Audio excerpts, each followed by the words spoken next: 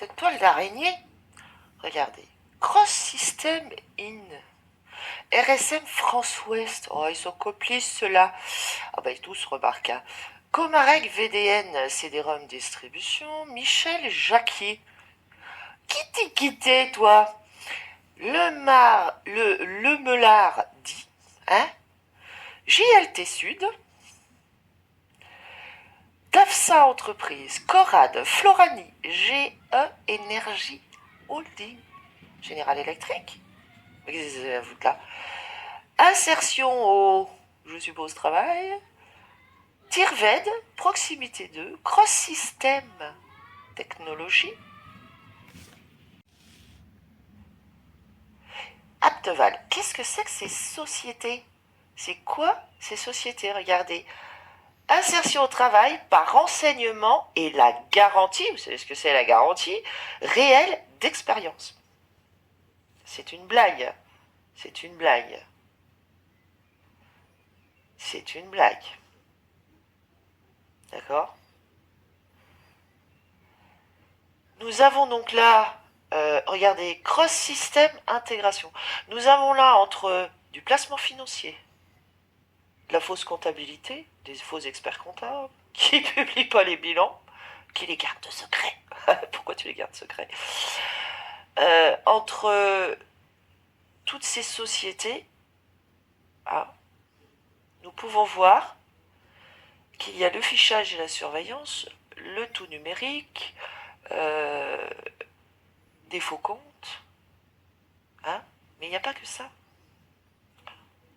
Tu te dis, faisons des recherches sur le tribunal judiciaire de Vannes. Quelle est son existence? En réalité, le tribunal judiciaire de Vannes, il n'y a rien qui ressort. Rien du tout. Sauf des mentions, tu vois, ça se mêle des affaires des autres. Tu vois, ça c'est des mentions. Il y a des mentions tribunal judiciaire de Vannes. Voilà, il y a des mentions, il y a des documents émis par ce tribunal judiciaire de Vannes, mais son existence, elle n'existe pas. En tant que société à part entière, elle n'existe pas. Pourquoi? Parce que tribunal judiciaire de Vannes n'existe pas, et tribunal judiciaire est le nom commercial de la cour d'appel de Rennes. C'est une blague? Bah non, c'est pas une blague. Hein. C'est pas une blague. Attends, faut être accroché. Hein. Tu pousses un peu tes recherches et tu cherches le code de l'organisation judiciaire. Les IFROF. Les IFROS. Code de l'organisation judiciaire. Enquête publication au journal officiel de la République française. Ah bah il y en a pas, regarde, même pas au nord. Tu sais les trucs numériques. Quoi? Mais alors, c'est quoi? Alors ils t'écrivent que c'est en vigueur depuis 1er septembre 2021. Mais ça peut pas. Puisque, en réalité, ce code n'est pas publié au journal officiel de la République française. Donc, du coup, même pas au nord. Donc, du coup, alors le nord, vous allez me demander ce que c'est. Mais c'est leur truc numérique, machin. Mais alors, du coup, il n'est pas applicable? Bah non, il n'est pas applicable. Non seulement il n'est pas publié, mais alors, du coup, il ne peut pas être signé. Bah non. Regarde, partie législative. Rien. Rien. En fait, ils te font croire. Mais est-ce qu'il est applicable? Non. Puis regarde, hein, dispositions communes aux juridictions judiciaires, principes généraux, règles générales d'organisation et de fonctionnement, composition des juridictions, organisation, fonctionnement, le greffe. Ah oui, il n'y a pas de loi. Les juristes, ben non, il n'y a pas de loi qui met le greffe en place, non plus. Non plus. Alors du coup, tu vas tout en bas, tu cherches, mais qu'est-ce que c'était qui a pondu ça? Alors, celui qui pond les textes, t'as pas son nom, il s'appelle ça le législateur, l'inconnu de service. Le législateur, tu sais, ça se passe dans des loges. Et oui, il faut le savoir, hein, quand même, ça se passe dans des loges, ça décide, et voilà. Regarde. Ben, tu vas tout au bout, et alors, c'est qui n'a mis ça en place? Personne. Quoi? Eh ben non. Ben non, il n'y a personne. Il n'y a personne. Et regarde, ils ont tout abrogé. Regarde. Les secrétariats greffe des juridictions abrogés. Dispositions particulières à la collectivité territoriale de Saint-Pierre-et-Miquelon, abrogées. Des juridictions abrogées, dispositions communes abrogées, dispositions générales abrogées, utilisation... T'as vu? Voilà, ils ont tout abrogé de tout ce qui était tribunal de grande instance et d'instance. Ils ont tout abrogé. Annexe abrogée. Voilà. Siège et ressort des tribunaux compétents pour connaître des actions en matière de brevets, blabla, d'invention, blablabla. Mais alors, c'est pas valide et c'est pas applicable. Ben non. Ben non. Et ça n'a rien à voir avec du pénal, hein, ou du civil, hein, ou du commerce. C'est de la fraude. C'est de la fraude de A jusqu'à Z. C'est prouvé, là. C'est prouvé. D'accord? Ce sont des escrocs en bande organisée, association de malfaiteurs, dans des sociétés commerciales illégales, illicites, illégitimes et irrégulières qui enferment des êtres humains dans des faux procès, des procès qui ressemblent plus à des procès de l'Inquisition, qui n'ont aucune valeur juridique, que leurs documents n'ont aucune valeur juridique. Et ils le savent, c'est pour ça qu'ils en fournissent aucun, parce que Victoria aurait vite fait de les inscrire en faux. Logique. Donc dans cette audience, nous ne savons pas ce que c'est. Il parle d'un docteur Domer, psychiatre, qui aurait dû faire une analyse psychiatrique, mais qui n'est pas dans les délais. Alors Victoria dit 2 mois. Hein, dans les 2 mois, c'est pas fait, c'est plus valide. Ce qui est vrai. Mais en fait, c'est 1 mois. Oui, mais... PSM, Sud-Bretagne, CH, centre hospitalier, Charcot-Conan. Dunsnupper. 390 876 415. Aucun enregistrement RCS en France, aucun bilan publié à ce jour, aucune annonce légale publiée à ce jour, aucun dirigeant statutaire et aucun capital social. Comment? Pardon. Alors, je vais vous montrer les 5 dirigeants, c'est très important. Stéphanie Meunier, retenez bien les noms. Nathalie Boitoura, Jérôme Meunier, François-Xavier Munoz, Sylvain Taverne. Vous avez 2 Meunier. Ce sont des soi-disant dirigeants fonctionnels, directeurs financiers. Et directeur des achats, Meunier, Stéphanie, Meunier-Jérôme. Alors, ils ont 19 établissements secondaires en Bretagne. Celui de Lorient, Dunsnumber, 395 650 146. Et là, nous en avons celui de Codan, d'accord, 280 799 595. Action sociale sans hébergement. Non commercial du centre hospitalier Charcot-Codan de Lorient, n'est-ce pas? Hôpital jour adulte. Attendez, il y en a 19, hein. Donc il y en a... Et vous avez vu que celui de Codan, c'est de tutelle. Il y en a d'autres. Toujours à Lorient, 11 rue Blanquier, 279 424 861. Non commercial. Centre jour adulte Lorient. Toujours à Lorient. 13 allée Gabriel Laurent. 279 424 862. Non commercial. Centre jour enfant. Kervenanec Lorient. Centre jour enfant. Il y en a encore d'autres, Bah attends, à Lorient. Non commercial, centre consultation Robin Lorient. Numéro Dunsnumber de l'établissement 279 424 872. Il y en a d'autres. Toujours à Lorient, Dunsnumber Lorient 395 650 138. Non commercial, hôpital de jour. Aucune annonce légale publiée à ce jour, hein, c'est pareil, aucun dirigeant, aucun représentant, aucun document juridique. Donc on se demande comment ils font des contrats. Tu ne peux pas faire de contrat si tu n'as pas de personnalité juridique. Mais alors comment ça se fait? Alors, vous avez aussi Lorient 285 252 933, centre Yves Racine. Mais alors, regardez donc ce que vous avez à Codan. Support juridique de gestion de patrimoine mobilier. Ils sont sans personnalité juridique, dans un vide juridique. C'est comme le ministère de la Justice, c'est comme le Conseil supérieur de la magistrature, c'est la même chose. Non commercial, dotation non affectée. Pardon. Création en 2002. Et la forme juridique, c'est un établissement d'hospitalisation. Ça s'appelle pas une fausse déclaration mensongère, trompeuse et déloyale, ça? Ça s'appelle pas une escroquerie en bande organisée, association de malfaiteurs, ça? Et c'est pas terminé. Toujours à Lorient, 776 064 834. Non commercial, service soins et EduxP. Accueil ou accompagnement sans hébergement d'enfants handicapés. C'est tout à foutre en tôle, ça. À Codan, 385 827 860. Non commercial. Sectorisation psychiatrique. Vous avez bien entendu, c'est le non commercial. Sectorisation psychiatrique.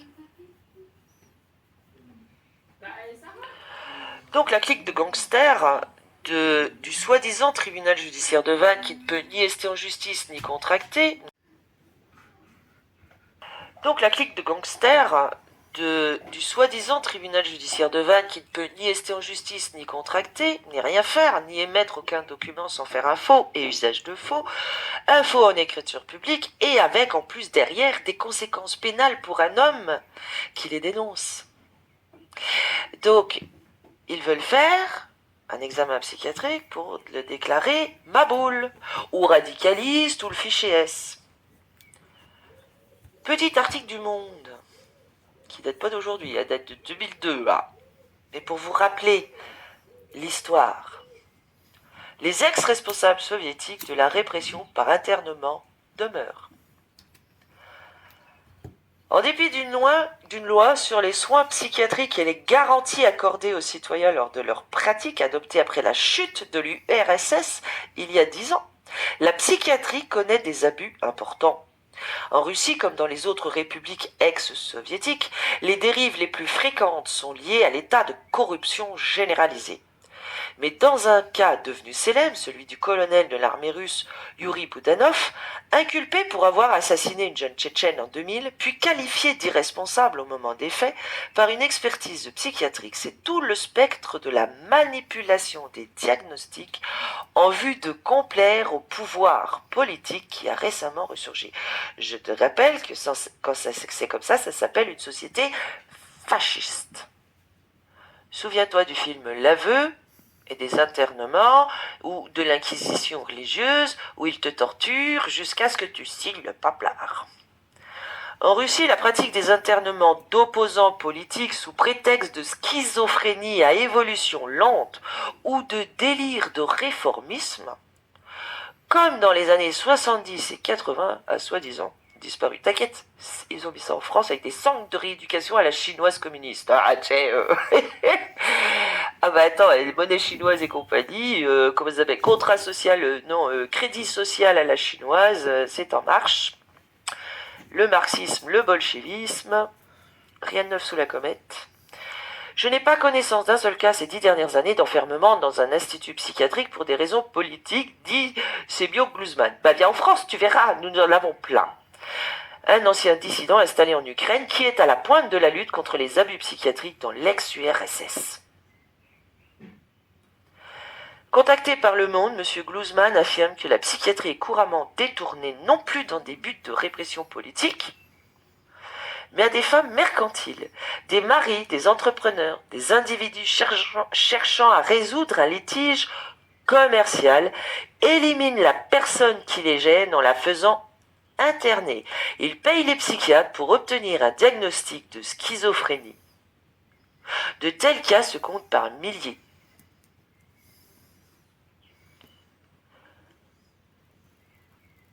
Je peux vous le dire car j'ai voyagé dans toute l'ex-URSS, explique ce psychiatre qui passe 10 années au goulag pour avoir protesté à l'époque soviétique.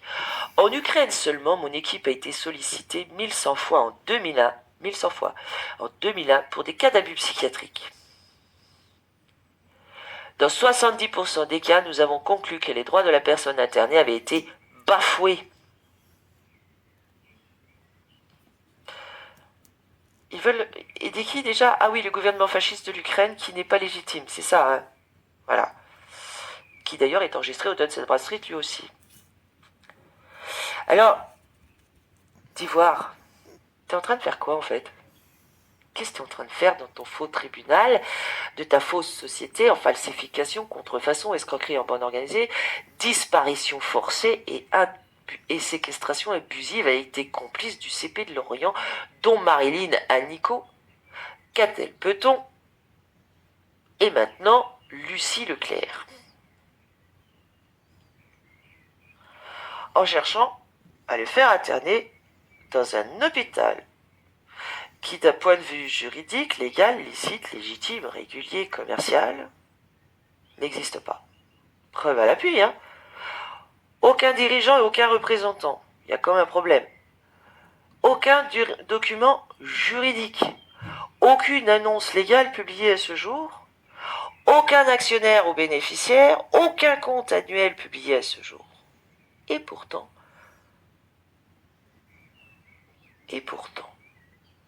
ça brasse du pognon là-dedans.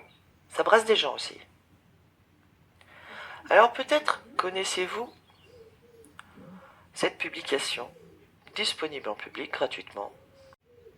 Alors peut-être connaissez-vous cette publication disponible en public gratuitement. 21 avril 1997. Jean-Louis Masson attire l'attention de Monsieur le garde des Sceaux, ministre de la Justice, donc vous voyez le même, sur le fait que si les sectes peuvent constituer une menace pour les individus, le noyautage de la société par des organisations occultes peut de même déstabiliser les intérêts de la collectivité. Le journal Le Monde du 8 avril 1997 publie ainsi un article indiquant que, à l'initiative du Parti travailliste, commission parlementaire en Grande-Bretagne vient de proposer que les francs-maçons soient obligés de se faire inscrire sur un registre officiel ouvert au public. Le journal note que cette mesure reçoit un large soutien dans l'opinion, qui reproche donc aux maçons, les parlementaires et une partie de l'opinion soutenue par des organisations de défense des droits de l'homme, l'ordre des avocats et même le Financial Times, d'avoir infiltré la police et la magistrature et d'y entretenir des structures parallèles de décision qui nuisent à un bon exercice de la justice.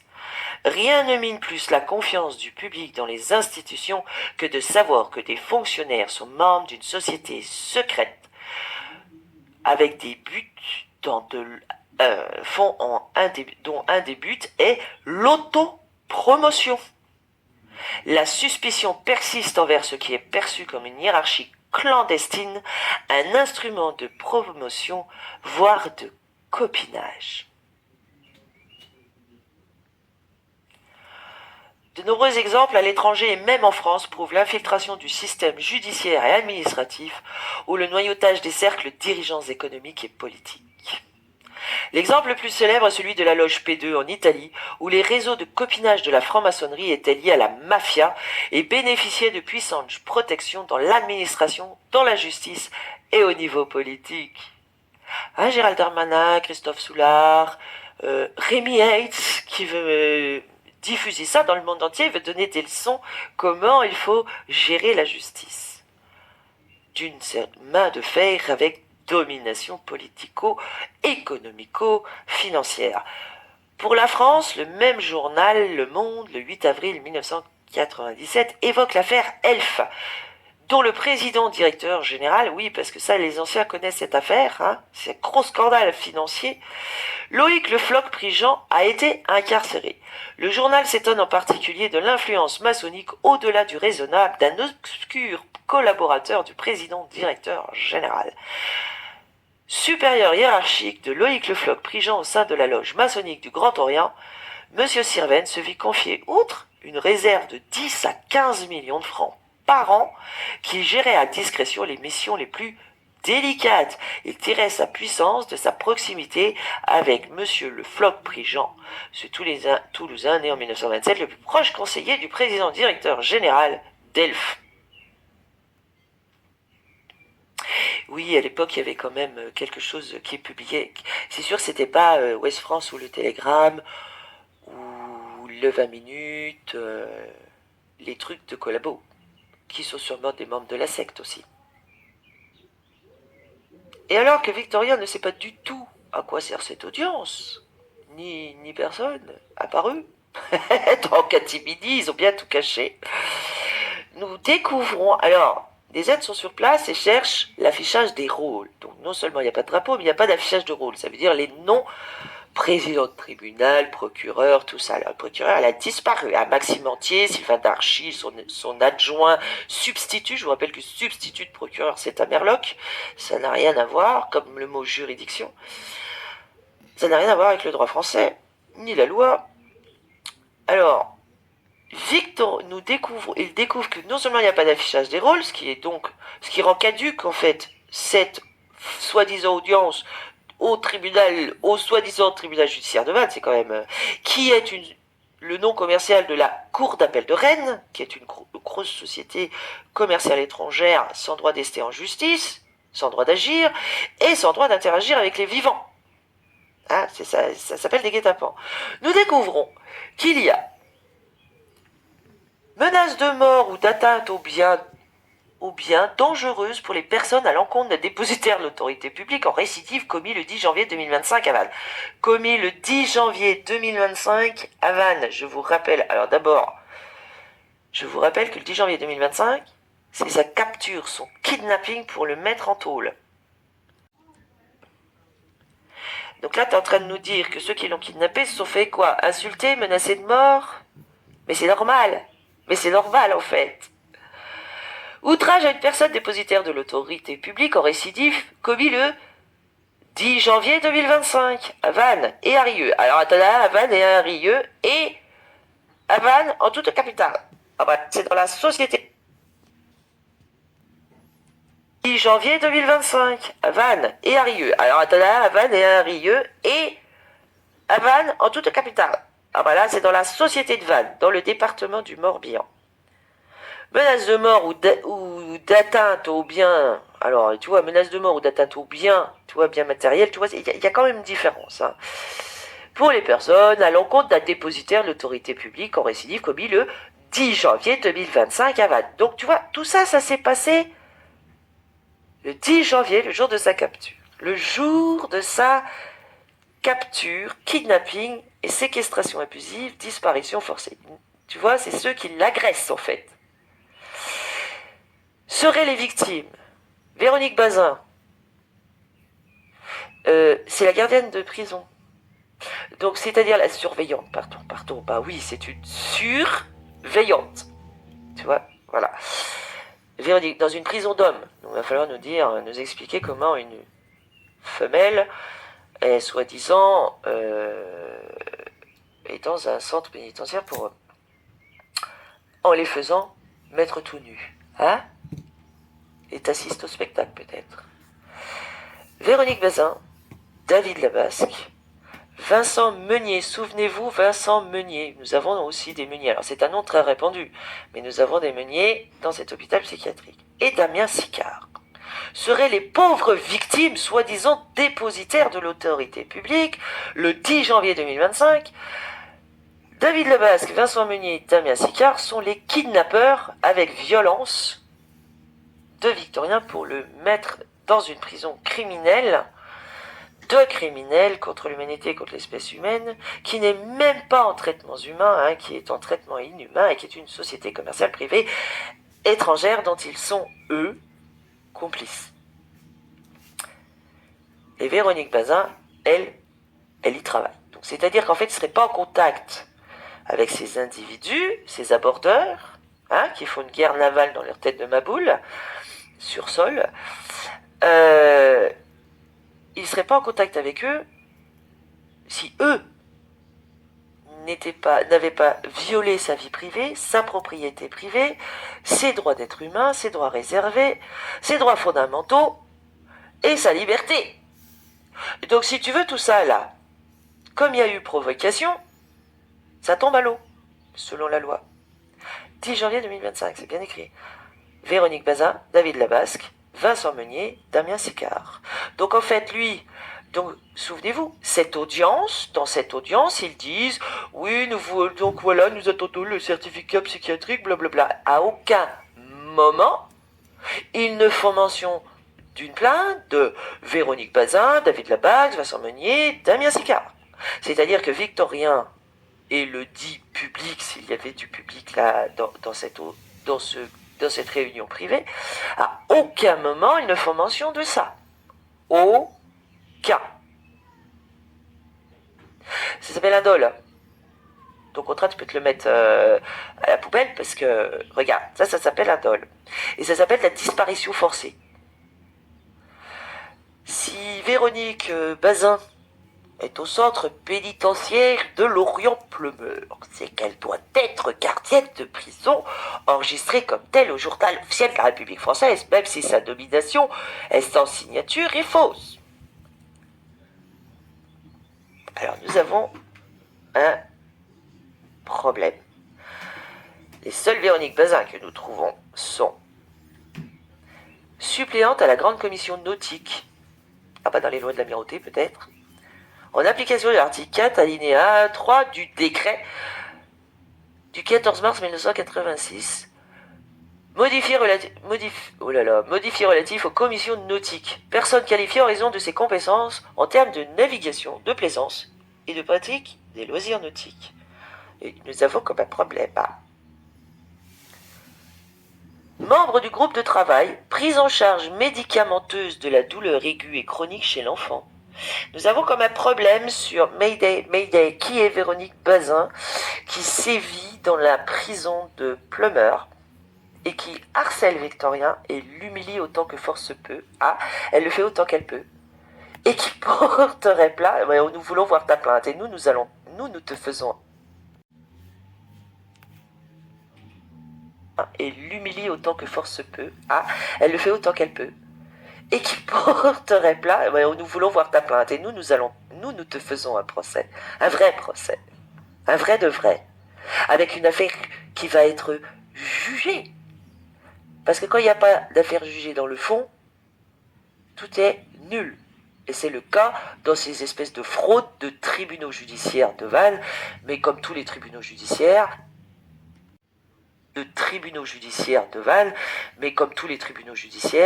et de cours d'appel de Rennes, qui sont la même société en fait.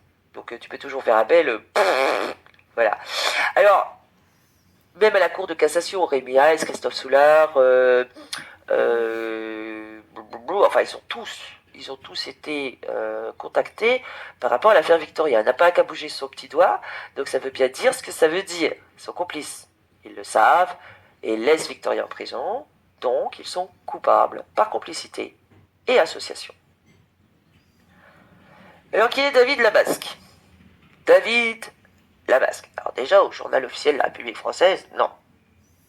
Regarde. Prime de résultats exceptionnels à titre individuel d'un montant de 400 € pour l'année 2017. Mais alors, t'es un réserviste, en fait. Pour l'année 2017. Alors, oui, il porte plainte. Oui, il y a autre chose qu'il faut que je vous montre. Donc, David Labasque, vous voyez, réserviste, dépositaire de l'autorité publique, nada. Revenons sur cet affichage. Regardez bien ça, David Labasque. Affaire au-dessus. Contre un certain Jean-Michel, je crois.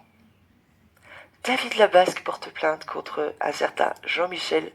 Voilà les audiences qu'il y a. David Labasque, c'est comme ça qu'il se fait son pognon, en fait. C'est comme ça qu'il se fait son pognon. Il se fait des petites primes comme ça. Allez, vas-y, aboule le fric, aboule mes primes. Par plainte, en fait. C'est ça? Soi-disant plainte, parce qu'en plus, nous, faut l'avoir, ta plainte, parce que toi aussi. Cour martiale te jure pour David Labasque.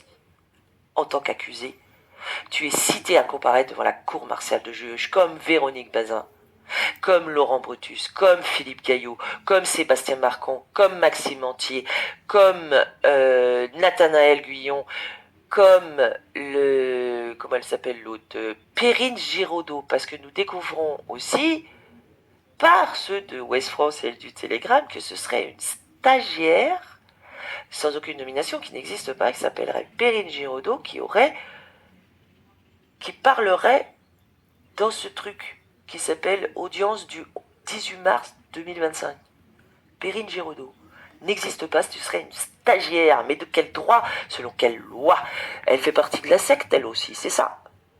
Donc, il va falloir vous expliquer devant des tribunaux pour crimes contre l'humanité, contre l'espèce humaine et complot de guerre. Crime de guerre. Haute trahison. Alors qui est Vincent Meunier, qui porterait plainte aussi? Alors nous voulons voir vos plaintes. Parce que pas de plainte, pas d'action publique, c'est normal. Ils n'ont pas porté plainte, ils se constituent pour obtenir du pognon, c'est ça. C'est ça qu'ils veulent, c'est du pognon en fait, c'est tout. Du pognon et faire du mal à Victorien. Parce qu'en plus nous apprenons que l'un d'eux là, donc nous attendons de Victorien s'il peut l'identifier, parce que s'il s'identifie pas sur place, ils capturent les gens mais s'ils s'identifient pas, ils montent pas les mandats parce qu'ils en ont aucun et aucun de valide et aucun signé. Ça capture les gens comme ça, ça vient les menacer chez eux, les kidnapper, les enfermer, les prendre en otage comme chez les bolcheviks. Alors nous avons un certain Meunier Vincent au grade d'adjudant, groupement de gendarmerie départementale du Nord et du Pas-de-Calais. Mais c'est pas en Bretagne? Attends. Alors ça date de 2021. Cette soi-disant nomination. Ça date du 5 juillet 2021. Mais je comprends pas. Groupement de gendarmerie départementale du Nord et du Pas-de-Calais. Il y a un truc qui cloche. Mais quel est ce truc de groupement de gendarmerie du Nord et du Pas-de-Calais? Ça n'existe pas. Aucune annonce légale, aucune déclaration d'un groupement de gendarmerie du Nord et du Pas-de-Calais. Comme de Tréguier, comme de Busilac, d'Alers, tout ça. Que de la fraude. C'est une gendarmerie où des individus déguisés en soldats militaires de la soi-disant gendarmerie qui attaquent le peuple, les êtres vivants chez eux sans aucun motif valable. Sans aucune preuve, sans aucune vérification. Ils vérifient pas. Pourquoi ils vérifient pas? C'est comme les huissiers. Pourquoi ils vérifient pas les créances, les dettes, les machins? Et parce qu'ils savent qu'il y en a pas. Et voilà. Ah oui. Il y a quand même une petite chose à nous expliquer. C'est quoi ce numéro de TVA qui est faux? Et c'est Victorien que vous avez mis en prison? Vous avez pas honte? Clou du spectacle. Le 4e larron qui veut du pognon, Damien Sika, soi-disant gendarme. D'accord? Damien. Alors, dans cette prison privée, nous avons aussi une autre surveillante qui s'appelle Carole Robert. D'accord? Qui est persuadée d'être assermentée, c'est-à-dire sans serment, qu'elle aurait prêté devant, elle veut pas dire qui, voilà, Carole Robert. Alors, elle est persuadée d'être au journal officiel de la République française. Attends. Alors, nous trouvons en 2015 Carole Robert, membre de la commission de surveillance et de contrôle des publications destinées à l'enfance et à l'adolescence.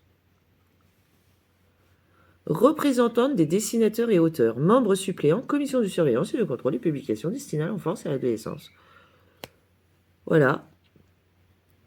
Robert Carole, élève des instituts régionaux d'administration affectés en cette qualité dans les différents instituts, selon la liste établie ci-après, les candidats suivants admis au concours d'accès aux instituts régionaux d'administration. Institut régional d'administration de Nantes, Institut régional d'administration de Nantes. Et en dessous, nous avons à nouveau sur les dessins, un dessinateur, auteur. Voilà. Je sais pas. Donc c'est elle qui voulait lui faire signer le relevé. Oui, contrat oblige. Elle voulait faire signer à Victorien le contrat de 18 mois de prison. Voyons. Bonjour. Le sac à vomi est prêt. Non, là, il faut le préparer, là. C'est drôle, là, lorsque vous faites une recherche, vous tombez sur d'autres choses que vous ne cherchiez pas. Et là, ça vous... Waouh! Voilà. toute la fausseté de tout ça, de tous ces tribunaux de criminels. Regardez, on vous en prend un au hasard.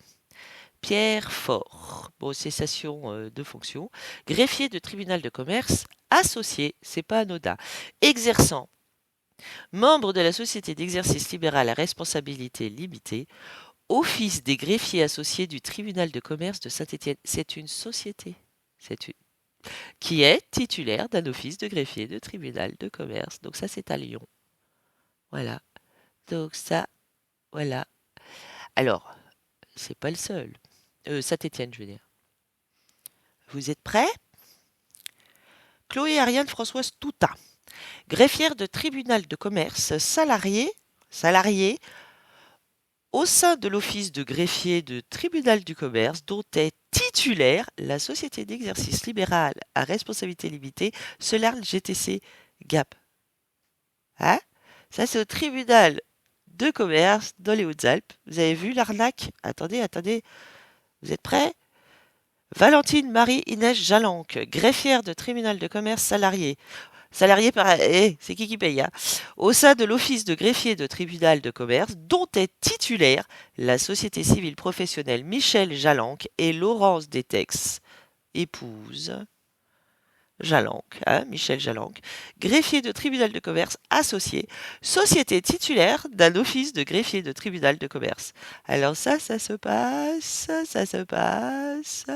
euh, mars 2025. Hein. Voilà, Clermont-Ferrand, Puy-de-Dôme, voilà. Ah, ah ben, vous en avez plein comme ça, plein comme ça. Lisa Stéphanie Claudia Vicard, greffière de tribunal de commerce salariée au sein de l'office de greffier de tribunal de commerce dont est titulaire la société d'exercice libéral à responsabilité limitée GTC 26. C'est toutes des sociétés privées. Alors ça se passe, voilà. Voilà, ça se passe à Romans-sur-Isère dans la Drôme. D'accord? Et tout pile comme ça. Alors nous cherchons les greffiers, mais en réalité, regardez. Pauline Hélène André, Urgon Béchonnet, greffière de tribunal de commerce associée, membre de la société donc privée d'exercice libéral à responsabilité limitée, greffe du tribunal de commerce d'Aurillac pour exercer dans l'office dont cette dernière est titulaire. Alors ça se passe à Aurillac dans le Cantal. Voilà ce que sont les soi-disant greffiers. Constance Marie-Francine Pellapra, ayant pour nom d'usage Adjad, greffière de tribunal de commerce associé, membre de la société d'exercice libéral à responsabilité limitée, Solarde Christophe Hérault. Il n'y a pas des huissiers comme ça, pour exercer dans l'office dont cette dernière est titulaire. Non, sans déconner, hein. Voilà. Donc ça se passe aussi dans le Calvados, à Lisieux. Édouard Marcel Frédéric Lim, greffier de tribunal de commerce associé, membre de la société d'exercice libéral à responsabilité limitée à associé unique, donc c'est sa boîte, GTC Castres, pour exercer dans l'office de cette dernière, dont cette dernière est titulaire. Alors c'est le soi-disant greffier de Tarn à Castres, du Tarn à Castres. D'accord? Voilà, elle faisait toute une liste comme ça. Hein? De sociétés privées qui sont les greffiers du tribunal de commerce. Et vous vous demandez pourquoi ils font de la liquidation judiciaire?